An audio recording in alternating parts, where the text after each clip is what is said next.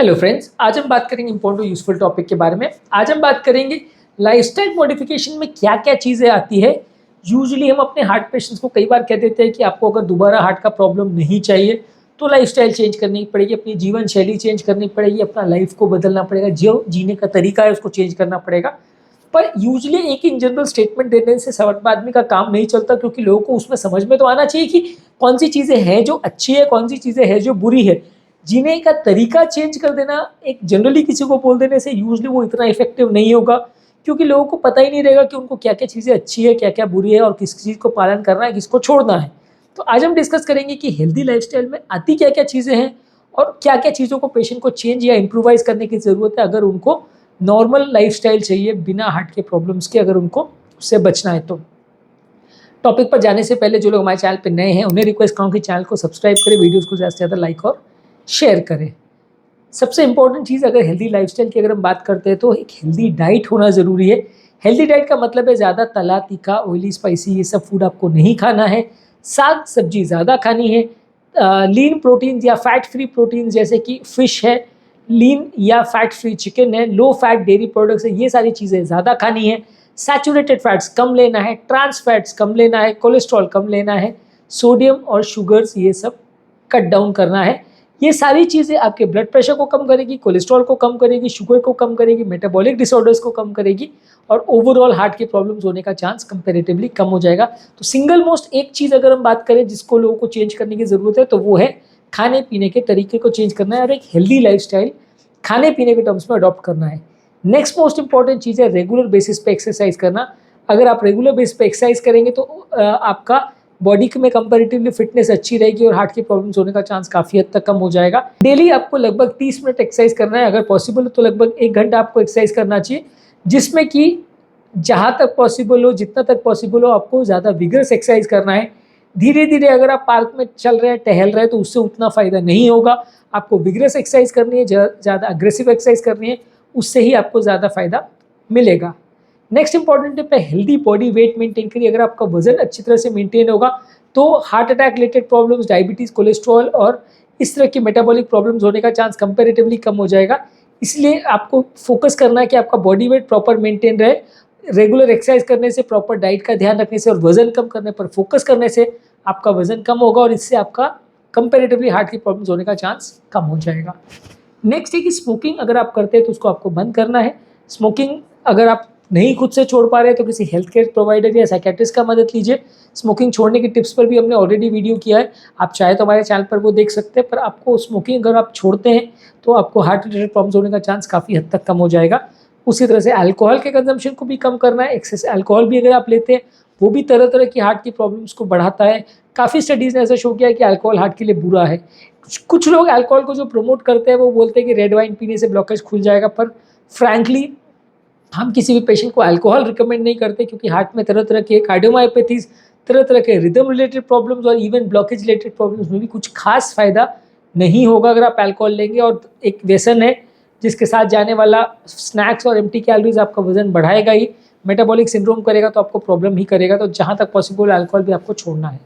इसके अलावा आपको स्ट्रेस मैनेजमेंट करना है। अगर आपको मेंटल स्ट्रेस है, मन में बहुत ज़्यादा तनाव है, चिंता है, तो डीप ब्रीदिंग एक्सरसाइज, योगा, प्राणायाम, मेडिटेशन, इस तरह की चीज़ें करके आपको स्ट्रेस को मैनेज करना है और मेंटल स्ट्रेस को कम करना है। जितना अग्रेसिवली और जितना अच्छे से आप इसको फॉलो कर पाएंगे उतना आपका हार्ट अटैक्स और प्रॉब्लम्स होने का चांस कम हो जाएगा। नेक्स्ट इंपॉर्टेंट चीज़ है रेगुलर हेल्थ चेकअप्स करते रहिए। एक इंपॉर्टेंट चीज़ है जिसे काफ़ी लोग इग्नोर करते हैं। लोग को लगता है कि यार डॉक्टर के पास जाना मतलब पैसा वेस्ट, टाइम वेस्ट, खर्चा होता है। और बहुत ज़्यादा अगर किसी किसी को इंटरेस्ट होता है तो साल में या 2 साल में एक आध बार ब्लड टेस्ट करवा लेता है, लेकिन डॉक्टर के पास जाना नहीं चाहते लोग। तो वो चीज़ों को यूजुअली अवॉइड करना चाहिए, क्योंकि कई चीज़ें ऐसी हैं जो आप रैंडमली करा लेते हो। कई यहाँ पे हेल्थ चेकअप पैकेजेस आते हैं जिसमें आधे से ज़्यादा टेस्ट ऐसे कर दिए जाते हैं जो आपके लिए रेलिवेंट ही नहीं होते, जिसमें आपके लिए कोई मतलब ही नहीं निकलने वाला। तो वो टेस्ट करने के बदले अगर कुछ डॉक्टर के पास जाके सिलेक्टेड टेस्ट कराएंगे जो आपकी बीमारी की, आपकी कंडीशन के लिए ज़्यादा रेलिवेंट या यूज़फुल होंगे, तो वो आपके लिए ज़्यादा अच्छा है। और उनको करने से या उनमें कोई प्रॉब्लम्स निकलने से आपको मेडिकल प्रॉब्लम्स का पता चलेगा। काफ़ी पेशेंट्स हमारे पास ऐसे आते हैं जिनको कई तरह की नई बीमारियां निकल के आती है, चाहे डायबिटीज़ है या किडनी का प्रॉब्लम है या कोलेस्ट्रॉल का प्रॉब्लम है। जब वो ब्लड टेस्ट कराते हैं या जब वो चेकअप्स कराते हैं उसके बाद फिर उनका ट्रीटमेंट स्ट्रैटेजी चेंज हो जाता है, लाइफ जीने का तरीका और दवाइयों का पैटर्न सब कुछ चेंज हो जाता है। तो अगर आपको प्रॉपर हेल्थ चाहिए तो रेगुलर हेल्थ चेकअप्स भी ज़रूरी है। इसके अलावा जो भी आपको मेडिसिन दिया हुआ है उससे प्रॉपरली अडेयर करें। मेडिसिन के साथ एक्सपेरिमेंटेशन नहीं करें, अपने आप से मेडिसिन के डोजेज को, पैटर्न्स को बिल्कुल चेंज ना करें। जो डॉक्टर ने प्रिस्क्राइब किया है, अगर आपको साइड इफेक्ट्स नहीं हो रहे तो उसको मेंटेन करेंगे तो आपको अच्छा रहेगा। कैफिनेटेड ड्रिंक्स या चाय कॉफ़ी वगैरह भी हेल्थ के लिए बहुत अच्छा नहीं है, तो ज़्यादा मात्रा में चाय कॉफ़ी या इस तरह की चीज़ों को भी अवॉइड करें, तो इससे भी आपका थोड़ा सा कंपैरेटिवली हेल्थ अच्छा रहेगा। अगर आप इस तरह के तरल पदार्थ या पेय पदार्थ लेते हैं जिसमें कैफीन का कंटेंट ज़्यादा है, तो वो भी काफ़ी हेल्दी चीज़ नहीं माना जाता है। नेक्स्ट इंपॉर्टेंट चीज़ है कि नींद अच्छी रखने की ज़रूरत है। नींद अगर आप अच्छी रखते हैं तो लगभग 7-8 घंटे आप नींद रखते हैं तो मेंटल स्ट्रेस काफ़ी कम होता है, बॉडी में होने वाले स्ट्रेस हार्मोन्स काफ़ी हद तक कम होते हैं, हार्ट रेट और आपका बाकी सारे प्रॉब्लम्स कंपैरेटिवली मैनेज हो जाएगा, तो उसको लाइफस्टाइल रिलेटेड प्रॉब्लम्स होने का चांस काफ़ी हद तक कम हो जाएगा, इसलिए अच्छी नींद आपको रखना चाहिए। इसके अलावा कोई भी क्रॉनिक प्रॉब्लम्स है जैसे कि बीपी, शुगर, कोलेस्ट्रॉल, किडनी का प्रॉब्लम, कोई भी इस तरह की बीमारी है जो लंबे समय में हार्ट अटैक के चांसेस को बढ़ाती है, तो उनको अग्रेसिवली आपको मैनेज करना है, डॉक्टर को दिखाना है। प्रॉपर लाइफस्टाइल चेंजेस, उससे रिलेटेड, हर बीमारी से रिलेटेड अलग पैटर्न्स होते हैं, उसको फॉलो करना है, तो आपको प्रॉब्लम्स होने का चांस कुछ हद तक कम हो जाएगा। जितना अग्रेसिवली और जितना डिलीजेंटली, जितना अच्छे डॉक्टर के पास आप फॉलो करते हो और ये चीज़ों को कंट्रोल करते हो, उतना प्रॉब्लम्स होने का चांस कम हो जाएगा। इसके अलावा सोशल सपोर्ट भी ज़रूरी है। आपको आइसोलेटेड रहने की ज़रूरत नहीं है, फ्रेंड्स फैमिली के साथ अच्छा टाइम स्पेंड करिए, उनका सपोर्ट आपको मिलना चाहिए। काफ़ी बीमारियों में ऐसा शो हुआ है, खासकर लकवे वगैरह इस तरह की बीमारियों में, कि अगर पेशेंट को परिवार का बहुत अच्छा सपोर्ट मिलता है तो उनका रिकवरी के चांसेस काफ़ी इंप्रूव हो जाते हैं, और अगर वो आइसोलेटेड रहते हैं या परिवार का सपोर्ट नहीं मिलता है तो उनकी कंडीशन बिगड़ते चली जाती है। तो परिवार का सपोर्ट भी बहुत ज़रूरी है। और इसके अलावा प्रोसेस्ड फूड्स वगैरह भी काफ़ी कम रखिए, अगर ज़्यादा अमाउंट में सोडियम में है या अनहेल्दी फैट्स है, ट्रांस फैट्स है, ये सारी चीज़ें जो है प्रोसेस्ड फूड्स में ज़्यादा रहती है, बॉडी में इन्फ्लेमेशन और हार्ट अटैक्स के चांसेस को भी बढ़ाता है, तो ये सारी चीज़ों को आपको कम रखना है। और लास्ट में एक इम्पॉर्टेंट चीज़ जो ज़रूरी है कि किसी भी अच्छे डॉक्टर या अच्छे फिजिशियन या अच्छे कार्डियोलॉजिस्ट के पास या जिस तरह की आपको बीमारी है उसके पास रेगुलर फॉलोअप रखिए।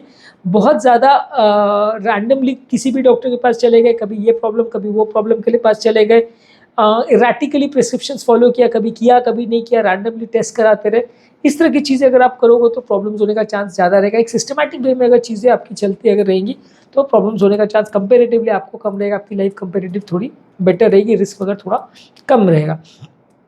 आज के टॉपिक में हमने बात करी कौन कौन से लाइफस्टाइल मॉडिफिकेशंस है जो एक हार्ट पेशेंट को रेगुलर बेस पे फॉलो करना चाहिए ताकि उसका लाइफ बेटर रहे और प्रॉब्लम्स होने का चांस कुछ हद तक कम हो जाए। जो लोग हमारे चैनल पर नए हैं उन्हें रिक्वेस्ट करूँगा कि चैनल को सब्सक्राइब करें। ऐसा करने से चैनल को कंटिन्यू करने के लिए हमें इंस्पिरेशन और मोटिवेशन मिलती है और हम आपके लिए रेगुलर नया कंटेंट लाते रहते हैं। लाइफस्टाइल मॉडिफिकेशन, कार्डियक रिहेबिलिटेशन और हार्ट अटैक से रिलेटेड हमने काफ़ी वीडियोस किए।